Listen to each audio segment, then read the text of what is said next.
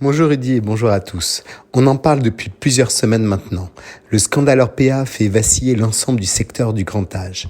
Orpea est accusé, témoignage des documents à l'appui, de privilégier la rentabilité sur le bien-être des résidents. Un scandale très français, car ailleurs dans le monde, le business des maisons de retraite et la vision des personnes âgées est très différente.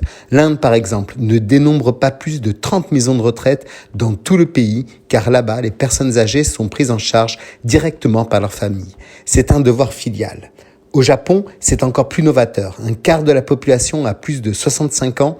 Alors pour s'en occuper, le pays mise sur les robots infirmiers au vu du nombre de soignants trop insuffisant.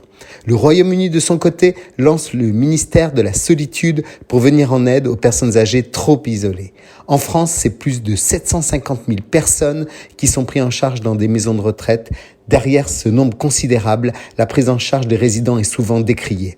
Depuis le 24 janvier, date des révélations fracassantes du livre Les Fossoyeurs du journaliste Victor Castanet sur la maltraitance généralisée dans les établissements du groupe, Orpea a chuté de presque 60% en bourse. Il a entraîné dans sa chute l'autre grand nom du secteur, Korian, qui a plongé de 16% vendredi dernier et de 36% depuis 10 jours. Un autre acteur, le Noble Âge, a également chuté de 9,4% ce vendredi. Nous ne cachons rien, nous avons toujours été transparents, a pourtant déclaré Sophie Boissard, directrice générale de Korian à Bloomberg. Mais ces propos n'ont pas suffi à rassurer les investisseurs. Au milieu de ce tumulte, Yves Lemaz, l'ancien directeur général d'Orpea, démis de ses fonctions le 30 janvier après les révélations du livre, a réfuté tout délit d'initié lors de la vente d'une partie de ses actions fin juillet 2021 pour plus de 800 000 euros.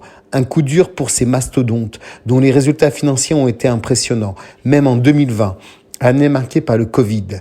Korian avait fait un chiffre d'affaires global de 4 milliards d'euros pour un résultat net de 40 millions d'euros, quand Orpea a réalisé un chiffre d'affaires identique pour un résultat net de 160 millions d'euros. Il faut dire qu'en 30 ans, les EHPAD privés, qui représentent 20% du marché des maisons de retraite, sont devenus de puissantes machines à cash, avec des tarifs bien supérieurs à ceux pratiqués dans les établissements publics. Les structures privées qui se sont développées depuis le début des années 90 facturent ainsi un tarif médian par chambre de 2 728 euros par mois contre 1 868 euros dans le public, avec parfois des prix montant à 6, 7, voire dans certains cas 10 000 euros par mois.